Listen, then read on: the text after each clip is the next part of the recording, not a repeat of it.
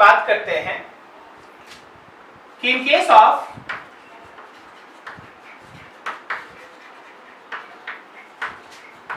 Dimensional analysis, जितना भी trigonometric ratio है, ट्रिग्नोमेट्रिक रेशियोज, वो सब होता है डायमेंशनलेस।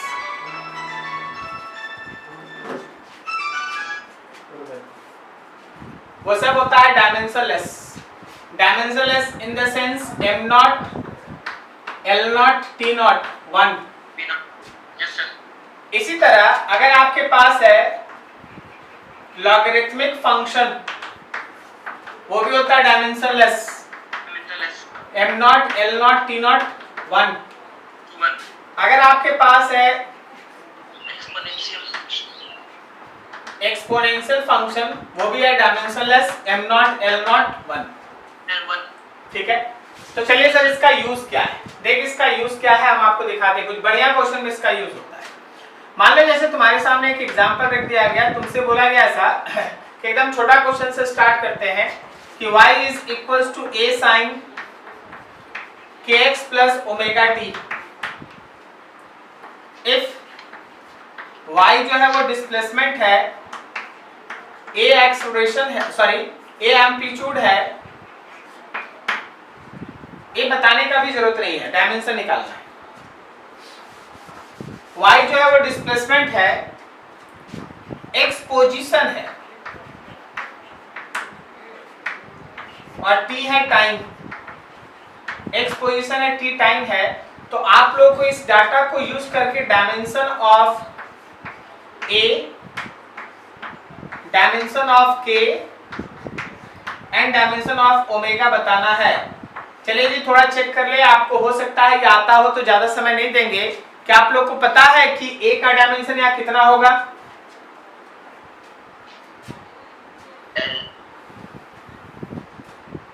k का डायमेंशन कितना होगा? l डिस्प्लेसमेंट के बराबर। और ओमेगा का डायमेंशन कितना होगा? lt minus 12। चलो अब जरा समय तो इसको सीखो ध्यान से। देखिए बिकॉज हम लोग के पास है y is equals to a sin kx plus omega t, तो एक बात तय रखना कि यहां से यहां तक का जो टर्म है वो है डायमेंशनलेस, ये है डायमेंशनलेस। तो जो डायमेंशन y का वही डायमेंशन a का, मतलब लेंथ। अब आगे आओ, because sign kx plus omega t overall है डायमेंशनलेस, तो ये तभी पॉसिबल है जब kx भी अकेले हो डायमेंशनलेस और ओमेगा t भी अकेले हो डायमेंशनलेस। इसका मतलब kx अगर डायमेंशनलेस है तो k का वैल्यू 1/x है, x नहीं है 1/x है, 1/l। समझे जी आदित्य बाबू? k जो है वो 1/l है, l माइनस 1 है, तब ना ll कट जाएगा और ये डायमेंशनलेस होगा। उसी तरह ओमेगा t 1 है तो ओमेगा 1/t है, 1/t, t माइनस 1। क्या आप लोगों को ये बात समझ में आई?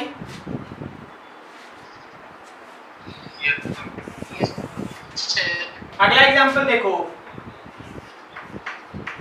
p equals to alpha exponent minus beta by T square. अगर p है प्रेशर और t है टाइम, डायरेक्टली कोई बता सकता है क्या अल्फा का डायमेंशन और बीटा का डायमेंशन? देख के आंसर दिया जा सकता है, बताओ जरा। अल्फा का प्रेशर के बराबर होगा और बीटा t स्क्वायर होगा। Very good. देखो हम थोड़ा आपको समझा के लिख दें यहाँ पर देखिए प्रेशर का वैल्यू हो गया हम लोगों के पास अल्फा एक्सपोनेंट पे power minus beta by T square, P equals to alpha exponent पे power minus beta T square. तो तय रखना कि जो अभी तक हम लोग पढ़े हैं उस हिसाब से कुछ ऐसा सिचुएशन चलता है कि ये वाला टर्म है डायमेंशनलेस, तो P और अल्फा बराबर, सो अल्फा का डायमेंशन प्रेशर के डायमेंशन के बराबर, कहने का मतलब ml माइनस 1 t माइनस 2, और exponent minus beta by T square ये 1 है, तो ये 1 तभी है जब इसका power minus beta by T square 1 है। सो बीटा कितना है भाई, टी स्क्वायर के बराबर है, टाइम का स्क्वायर। क्या आपको समझ में आ रहा सब?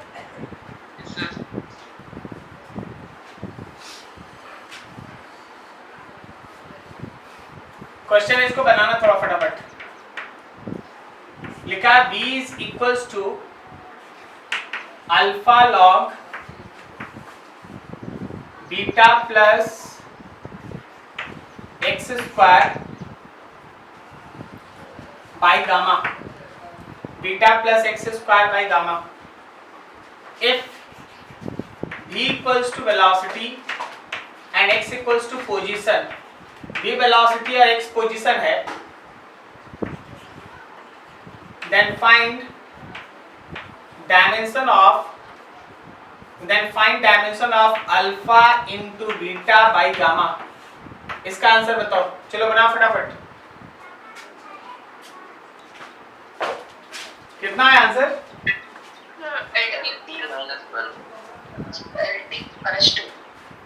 कितना?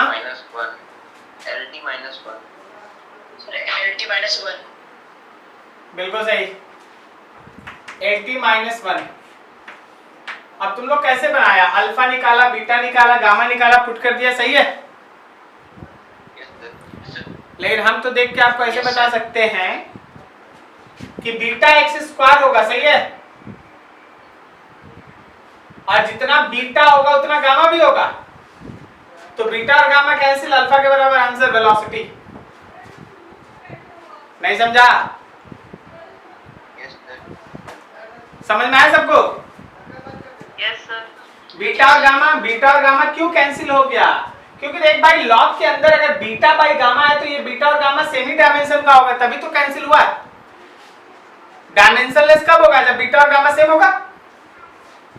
Yes sir. तो बीटा और गामा कैंसिल, अल्फा के बराबर आंसर। ठीक है, चलो अगला क्वेश्चन। अगला क्वेश्चन है I is equals to alpha 1 minus e पे power minus beta and t। I है करंट, I है करंट, तो तुमको अल्फा इंटू बीटा का डायमेंशन बताना है। चलो बड़ा फटाफट।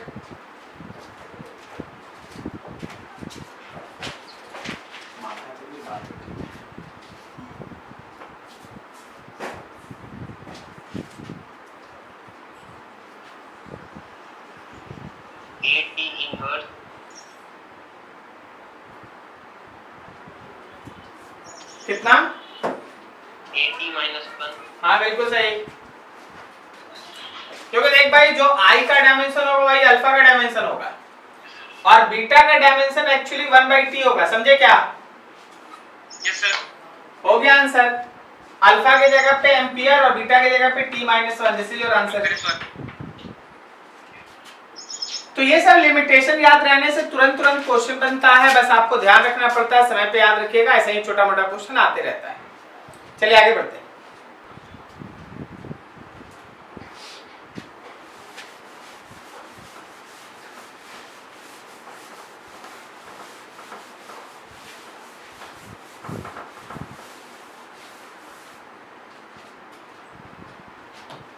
आगे है second application.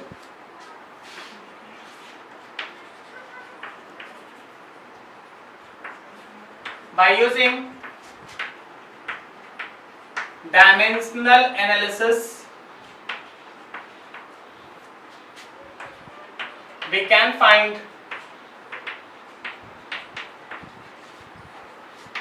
relationship between different physical quantities. Dimensional analysis को यूज करके we can find relationship between different physical quantities. हम लोग डिफरेंट फिजिकल क्वांटिटीज के बीच का रिलेशन डिराइव कर सकते हैं। इसको आप एक एग्जांपल से समझिए। जैसे हम आपको ये लिख दें,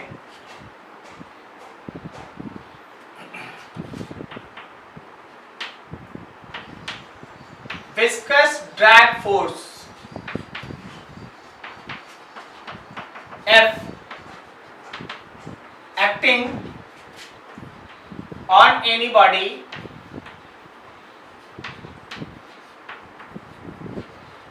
depends on radius of body, viscosity of medium eta and velocity of medium और मीडियम का वेलोसिटी भी। then find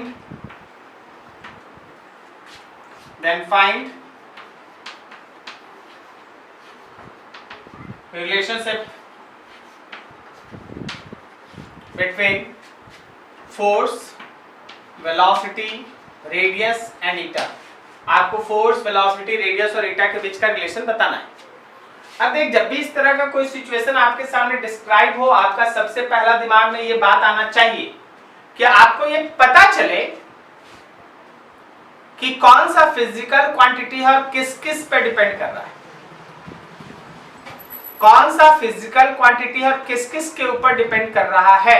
जैसे अगर आप इसको सही सही तरीके से पढ़िएगा तो आपको दिखेगा कि हाँ भाई, विस्कस फोर्स है और वो डिपेंड कर रहा है रेडियस पे, विस्कोसिटी पे और वेलोसिटी पे। तो आपको 3-4 स्टेप में ऐसा काम करना पड़ता है। जब आप इसका आंसर क्राफ्ट करते हैं तो सबसे पहले आप ये चेक करो कि कौन सा फिजिकल क्वांटिटी है और किस किस के ऊपर डिपेंड कर रहा है। तो यहाँ फोर्स एक फिजिकल क्वांटिटी है जो ईटा के ऊपर, रेडियस के ऊपर और वेलोसिटी के ऊपर डिपेंड कर रहा है। अब इसमें आप क्या करें कि आप खुद से डालें पावर, ईटा पे पावर x, रेडियस पे पावर y और वेलोसिटी पे पावर z। आपका थीम ये होना चाहिए, आपके दिमाग में ये चलना चाहिए कि आपको समहाउ ये पावर ही फाइंड आउट करना है, पावर ही फाइंड आउट करना है। तो उसके लिए हम आपको 2-3 स्टेप बताते हैं, एकदम सिंपल से। क्या करना, तुरंत प्रोपोर्शनैलिटी हटा के कांस्टेंट लिख लो, x y z, एक k लिख दिए कांस्टेंट, ठीक है। उसके बाद आप क्या करेंगे, हर टर्म का डायमेंशन पुट करो। Putting dimension of each term, her term का डायमेंशन पुट करो। तो फोर्स का डायमेंशन हो गया ml_t-2, डायमेंशन लेस कांस्टेंट है 1 होगा। ईटा का डायमेंशन हो गया ml-1 t-1 power x। Radius है तो लेंथ होगा, वेलोसिटी है तो lt-1 होगा, ठीक है। अब आप थोड़ा सा मैथमेटिकल एडजस्टमेंट कर लो। ये ml_t-2 है और यहाँ m पे पावर x, l पे पावर m पे पावर x, l पे power -x plus y plus z और t पे पावर -x माइनस z होगा। इसके बाद काम होता है equating power of same base. दोनों तरफ का जो सेम बेस है उसके पावर को आपस में इक्वेट करो। तो यहाँ m पे पावर 1 है और राइट हैंड साइड में m पे पावर x है, तो आपको x का वैल्यू मिल गया। यहाँ l पे पावर 1 है, यहाँ l पे power -x plus y plus z है, तो आपको 1 is equals to -x plus y plus z मिल गया। और आपको t पे पावर -2 है और t पे पावर -x माइनस z है, इसका मतलब -2 is equals to minus of x minus z मिल गया। Yes sir. तो यहाँ से प्रूव कीजिएगा तो -2 इज इक्वल टू -1 और -z, तो z इज इक्वल टू 1 आया, x इज इक्वल टू 1 आया, दोनों को यहाँ लिख लो। 1 is equal to -1 plus y और प्लस 1, ये 1 1 कैंसिल, तो y भी तो 1 आ गया। करना क्या है, जो भी इक्वेशन बनेगा नीचे उन सभी को सॉल्व करके पावर्स का वैल्यू निकालना है, मतलब आपको x y z निकालना है। जब ये तीनों वैल्यू आ जाए so you can write that f is equal to k eta पे पावर x, रेडियस पे पावर y और वेलोसिटी पे power z, so force will be equal to k eta R v। ये रहा फोर्स का equation. तो dimension की मदद से अगर हम लोग चाहें तो किसी एक फिजिकल क्वांटिटी का जो दूसरे क्वांटिटीज के ऊपर डिपेंड करने वाला इक्वेशन है, हम उसको डिराइव कर सकते हैं। तुम इसको नोट करो, अगला क्वेश्चन तुमको बनाना है।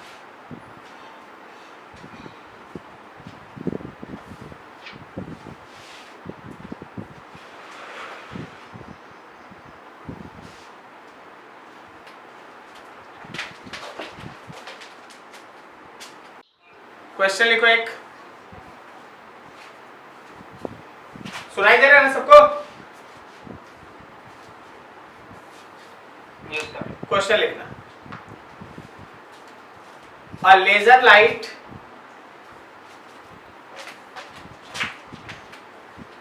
when illuminated, a laser light when illuminated, comma, its intensity of light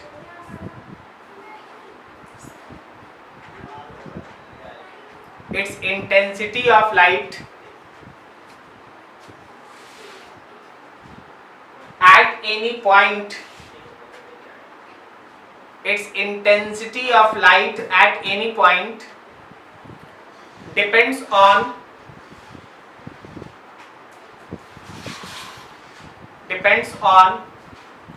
energy of its photon,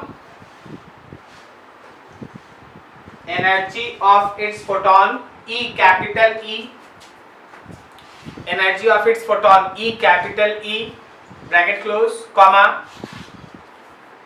distance from the source,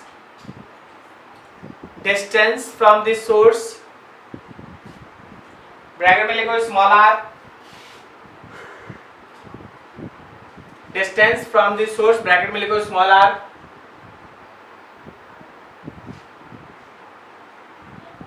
and time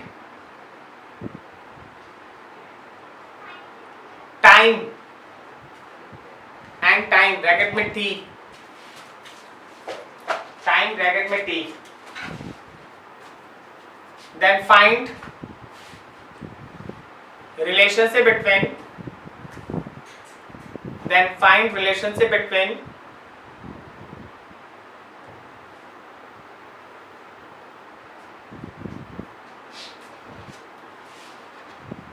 intensity bracket में लिखो कैपिटल I, इंटेंसिटी ब्रैकेट में लिखो कैपिटल I,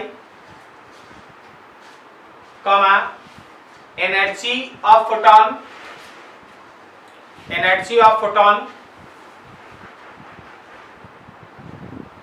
ब्रैकेट में E, capital E, comma, radius bracket में small r, radius नहीं distance bracket में small r,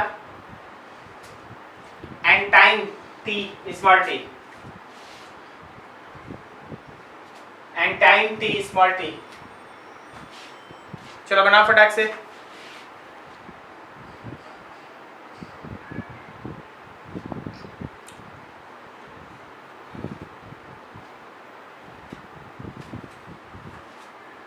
जल्दी करो जल्दी।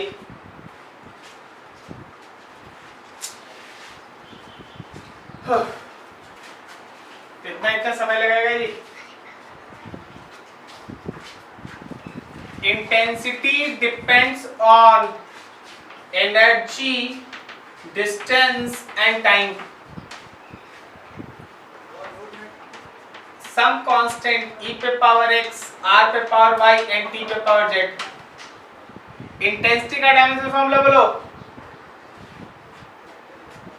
Power per unit area mt minus 3 m t minus 3 very good, mt minus 3। K1 है, एनर्जी है ml square t minus 2 power x, distance है, time है। अब आप आराम से सॉल्व कर लीजिएगा। एकदम सही बोला, x1 आएगा, y का वैल्यू -2 आएगा और z का वैल्यू -1 आएगा। मतलब आपका रिलेशन होगा energy sorry intensity is equals to some constant energy पे पावर 1, रेडियस डिस्टेंस पे पावर -2 और टाइम पे पावर -1। सॉल्व कर लीजिए आंसर। ठीक है, तो ये चीज है जहां आपको है ना काम करने आना चाहिए और आप फंसिए नहीं, आपको ये सब काम करने आना ही चाहिए। ठीक है, अगला क्वेश्चन लिखो। अगला क्वेश्चन लिखो। During explosion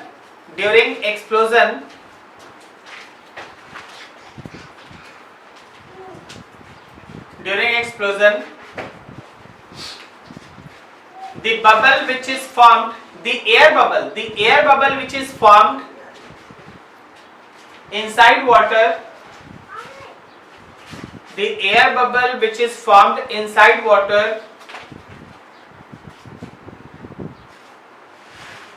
shows vibrational motion. The air bubble inside water shows vibrational motion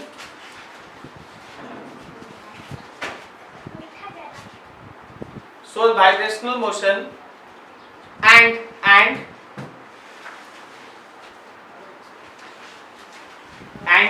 frequency of oscillation of air bubble,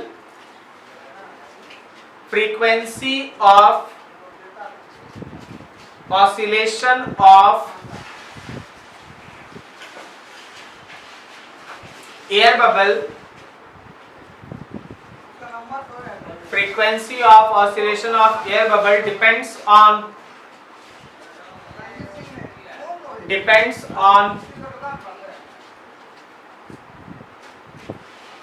pressure of bubble,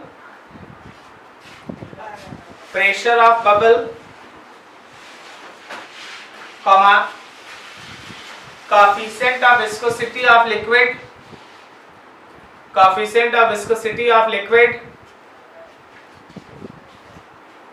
ईटा मान लो। ठीक है, प्रेशर को P मान लेना, फ्रीक्वेंसी ऑफ ऑसिलेशन को F मान लेना, कोएफिशिएंट ऑफ विस्कोसिटी को ईटा मान लेना and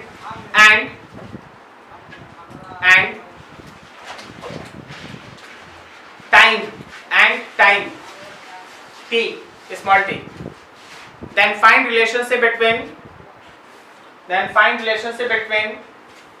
frequency, eta, pressure and T। चलो बनाओ इसको।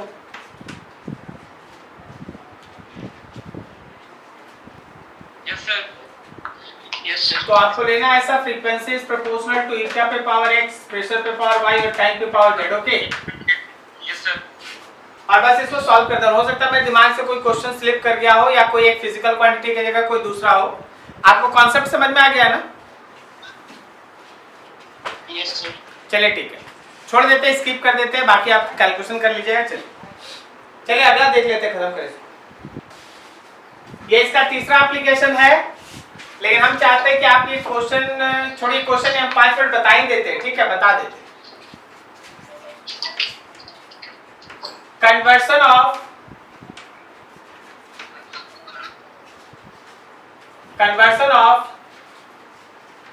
value of physical quantity from one unit to other unit। देख लो, इसके लिए हम आपको एक छोटा सा चीज दिखाते हैं, उसको आप गौर से देखिए और समझिए। 5 metre is equals to 500 centimetre. समझा? सही लिखे ना? Yes। अच्छा, कभी इस चीज पे गौर किए हैं आप लोग कि ये जो 5 है वो न्यूमेरिकल वैल्यू और मीटर उसका यूनिट है, ये 500 न्यूमेरिकल वैल्यू है और सेंटीमीटर उसका यूनिट है। मतलब आप गौर करना, यूनिट बड़ा है तो न्यूमेरिकल वैल्यू छोटा है, यूनिट छोटा है तो न्यूमेरिकल वैल्यू बड़ा है, लेकिन इन दोनों का जो प्रोडक्ट है वो हमेशा कांस्टेंट है। समझा क्या? तो अगर हमको n2 चाहिए तो क्या हम n1 u1 में u2 से डिवाइड कर दें? n1 u1 में u2 से डिवाइड कर दे। और एक चीज ध्यान रखें कि न्यूमेरिकल वैल्यू हमेशा यूनिट के साइज के साथ इनवर्सली होता है। इस लाइन का मतलब यह है कि अगर आपका यूनिट बड़ा होगा तो क्रॉसपॉन्डिंग न्यूमेरिकल वैल्यू छोटा होगा, और अगर आपका यूनिट छोटा होगा तो क्रॉसपॉन्डिंग न्यूमेरिकल वैल्यू बड़ा होगा। क्या सही है ना? ठीक है। अब देखो, जैसे मान लो एक छोटा सा हम क्वेश्चन तुम्हारे सामने रखते हैं। क्वेश्चन ऐसा है कि if capital G is equal to 6.9, कितना होता है कैपिटल G का वैल्यू? 6.67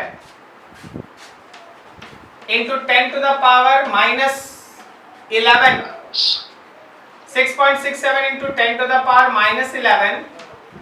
कोई यूनिट बताएगा इसका? Newton metre square per KG square. Per KG square. Then find its value in CGS unit. चलो जरा सॉल्व करो तो इसको। आता है ना? क्या आपको ये सॉल्व करना आता है या हम बता दे? टाइम वेस्ट नहीं कीजिएगा, बोलिए जरा फटाफट। सर सॉल्व कर रहे हैं। चलो करो फिर सब कोई फटाफट करो। सही है, सही है, सही है। अब देखिए जी, जिनसे अच्छा कोई है जिसका नहीं बना? नहीं बना तो हम बताएंगे ना, नहीं तो टॉपिक स्किप करके अगले में चले जाएंगे। बन गया सर। सभी का? यस सर, सॉल्व हो गया। देखिए आप लोग संकोच मत कीजिएगा, ऐसा नहीं कि किसी से बन गया तो तुमसे भी बन गया। हो सकता है तुमको प्रॉब्लम हुआ होगा, डाउट है पूछ लो। न्यूटन को बस यहाँ पे टाइम में कन्वर्ट करना था ना। न्यूटन को डाइन कर सकता है, नहीं तो न्यूटन को पूरा एक्सप्लेन करके लिख सकता है, केजी मीटर पर सेकंड स्क्वायर। चलो हम समझ गए क्या दिक्कत है। आदित्य देखो, न्यूटन को तुम लिख दो पहले केजी मीटर पर सेकंड स्क्वायर, और फिर देखो मीटर स्क्वायर, और फिर देखो केजी पे पावर -2 है, तो इसको तुम सॉल्व करके लिख सकता है ना, केजी -1 मीटर पे पावर 3 और सेकंड -2। ये तो एसआई में था। इसका जब हम सीजीएस लिखेंगे तो क्या लिख सकते हैं? ग्राम -1 सेंटीमीटर पे क्यूब और सेकंड -2। अच्छा, अगर यहीं से हमको सीजीएस लिखना पड़ जाए, यहीं से अगर हमको सीजीएस लिखना पड़ जाए तो न्यूटन की जगह लिख देंगे डाइन, मीटर की जगह लिख देंगे सेंटीमीटर, और केजी की जगह लिख देंगे ग्राम। बोलो, कोई बताएगा? कोई बताएगा 1 newton equals to how much dyne? Sir 10 to the power 5 dyne. 10 to the power 5 dyne. तुम इसको यूज भी कर सकता है, जैसे मन वैसे बनाइए, बस समझ में आ गया है? Yes sir.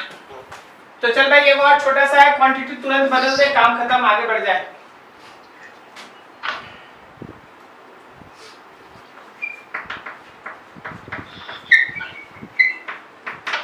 Planks constant small h is equals to 6 point कितना होता है? बोलो। 6.67 34 6.67 into 10 power minus 34 यूनिट होता है जूल सेकंड। चलो बताओ, इन सीजीएस यूनिट वैल्यू बताओ।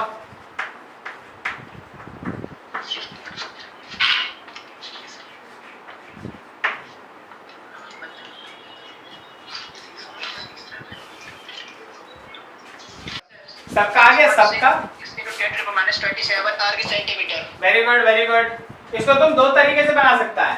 अगर तुमको शॉर्टकट में बनाना है तो तुमको जूल और अर्ग में रिलेशन चाहिए होता है। 1 joule is 10 to the power 7 erg. अगर इतना आया तो आप देख के आंसर बता देंगे। ये अर्ग जो है वो सीजीएस है। यस सर, वैसे ही सॉल्व। ठीक है, तो आप h का वैल्यू बता सकते हैं 6.67 into 10 to the power minus 34। Joule के जगह अर्ग लगा तो 10 to the power 7 अर्ग सेकेंड हो गया। बस इसको सॉल्व कर दिए। 6.67 into 10 to the power minus 27 is the answer। अर्ग सेंटीमीटर, सॉरी सेकेंड। नहीं तो फिर क्या करना पड़ेगा, जूल का पूरा एक्सपेंड करना पड़ेगा, KG metre square second minus 2। फिर उसके बाद केजी के जगह ग्राम, सेंटीमीटर, मीटर के जगह सेंटीमीटर, सेकंड की जगह सेकंड, ऐसे बनाना पड़ेगा। क्या सभी का आंसर आया? Yes sir, yes sir. चलो बढ़िया। Resistance R1 is equals to 10 plus minus 0.467 ohm and resistance R2 is equals to 5 plus minus 0.23 ohm if they are connected। यहाँ 7 के बाद 6 भी लगा है। if they are connected in series find R equivalent। तुमको R equivalent निकालना है। एकदम अपना फाइनल आंसर बताना, अपना फाइनल आंसर बताना। थोड़ा सा वेट, थोड़ा सा वेट, थोड़ा सा वेट, गलती हो गया हमसे।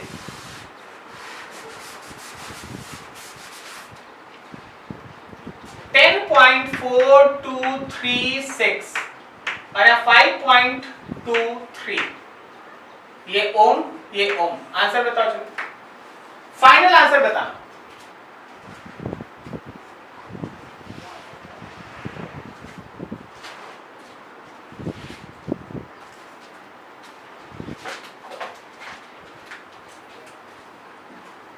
Sir 15 plus minus 1.2।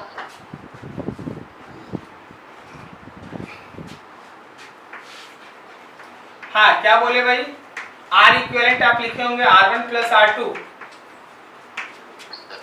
तो आप बोल रहे 10.4236 प्लस 5.23, कितना बोले आंसर? 15 पॉइंट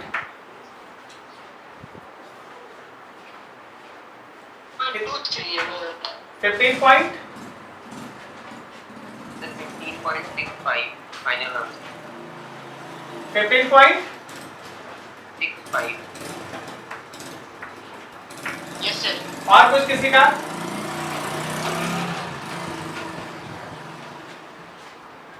सर 15.65 ही आएगा। अरे 15.65 होगा।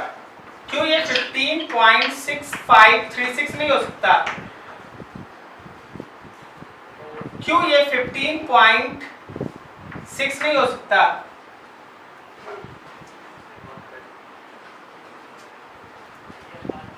बोलो। इन तीनों में से कौन आंसर? फर्स्ट वाला। और क्यों? हाँ बताओ, क्यों फर्स्ट वाला चुन रहा है? 5 से कम है। क्या? क्योंकि सर हम लोग सिग्निफिकेंट फिगर में जो काम करते हैं या इनटू करते हैं तो लीस्ट जिसमें रहता है उसी को सेलेक्ट करते हैं। लीस्ट मतलब पॉइंट के बाद लीस्ट नंबर जो रहता है उसी को लेते हैं।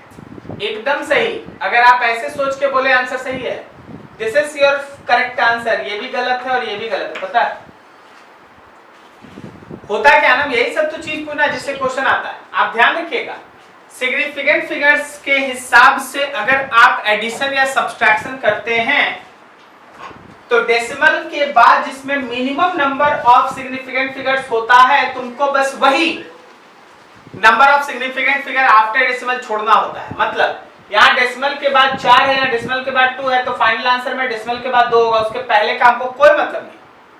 डेसिमल के बाद यहाँ 4 है, डेसिमल के बाद यहाँ 2 है डिजिट्स, तो फाइनल आंसर में डेसिमल के बाद केवल 2 डिजिट होगा। Did you get this? समझ में आया? Yes sir. थोड़ा लिख लेना एक लाइन जो बोल रहे हैं, लिखना। Addition and subtraction using significant figures, addition and subtraction using significant figures.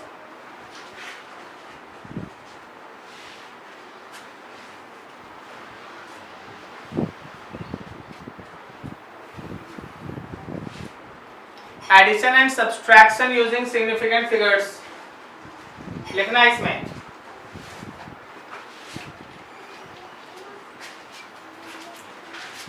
When numbers are added or subtracted, when numbers are added or subtracted,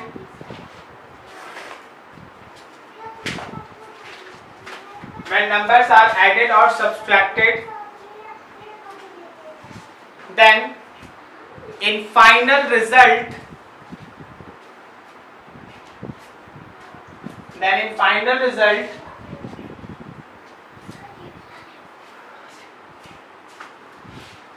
number of significant digits after decimal,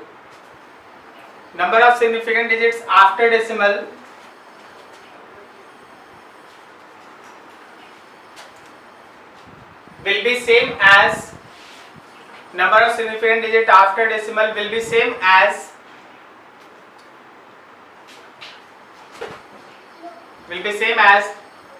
number of significant digit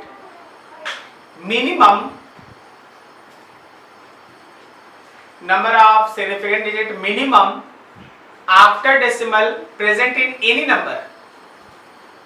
Number of significant digit minimum after decimal present in any number. Minimum after decimal present in any number.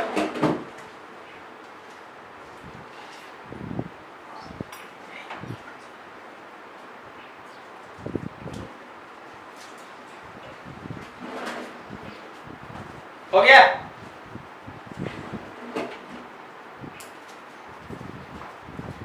Yes, sir. क्या ये answer समझ में आया?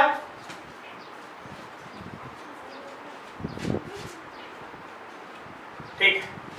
अब इसी तरह multiplication समझ लेना. मल्टीप्लिकेशन एंड डिवीजन थोड़ा लिख लो इसको भी. In case of multiplication and division,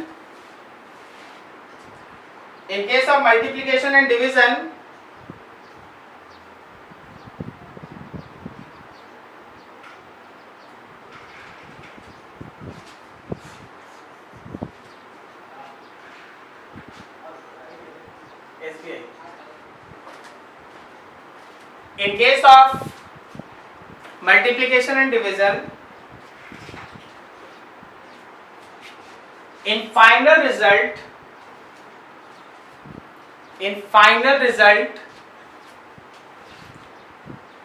number of significant digit will be same. In final result,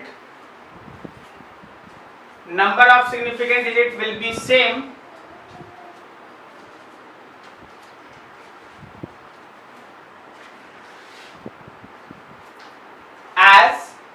as minimum number of significant digit present in any number. As minimum number of significant digit present in any number. Minimum number of significant digit present in any number which is multiplied or divided.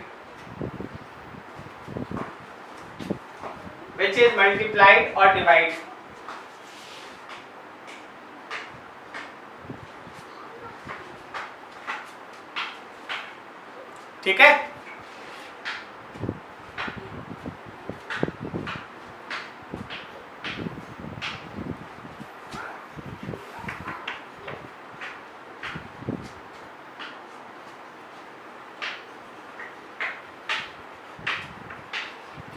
Small solid spheres of volume 15.65 centimeter cube. If 12 such solid spheres are taken then find total volume. चलो बनाओ, total volume बताओ।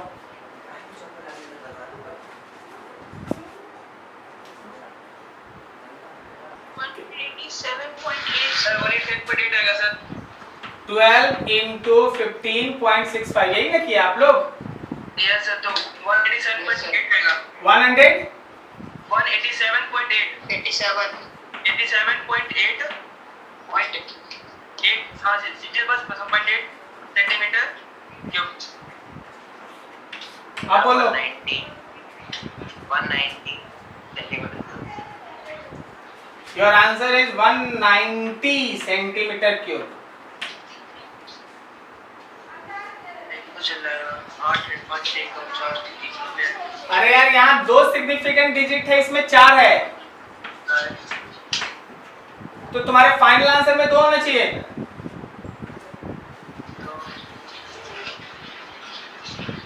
नहीं, हम तुमको round up दिखाते हैं। 187.8 पहले round up किया तो 188 करेगा, लेकिन 188 में 3 सिग्निफिकेंट डिजिट है, लेकिन तुमको 2 चाहिए, तो 190। इसके पास 4 सिग्निफिकेंट डिजिट है, इसके पास 3 है, इसके पास 2 है। ये आंसर है आपका। क्या समझे? अरे बोलो हाँ या ना बोलो। सर फिर से बताइए क्या बोलना चाह रहे थे? हम बोल रहे हैं कि तुम्हारे इस मल्टीप्लिकेशन में एक नंबर है जिसका सिग्निफिकेंट डिजिट 2 है, और एक नंबर ऐसा है जिसका सिग्निफिकेंट डिजिट 4 है, तो फाइनल आंसर में कितना सिग्निफिकेंट डिजिट होगा? 2 लेंगे। 2। तुम जब ये आंसर बताता है तो 4 है ना इसमें? सर सही बोले, दोनों 190 है तो 4 है। अब इसको राउंड अप करो तो 8 हटेगा तो यहाँ 8 हो जाएगा, 188। अगर 3 सिग्निफिकेंट डिजिट होता तो ये आंसर था, लेकिन मेरे पास तो 2 सिग्निफिकेंट डिजिट है, तो इसको भी राउंड अप करेंगे तो 190 करेंगे। Yes sir. तो इसमें केवल 2 सिग्निफिकेंट डिजिट है, ये 0 तो काउंट नहीं होता। So this is your answer.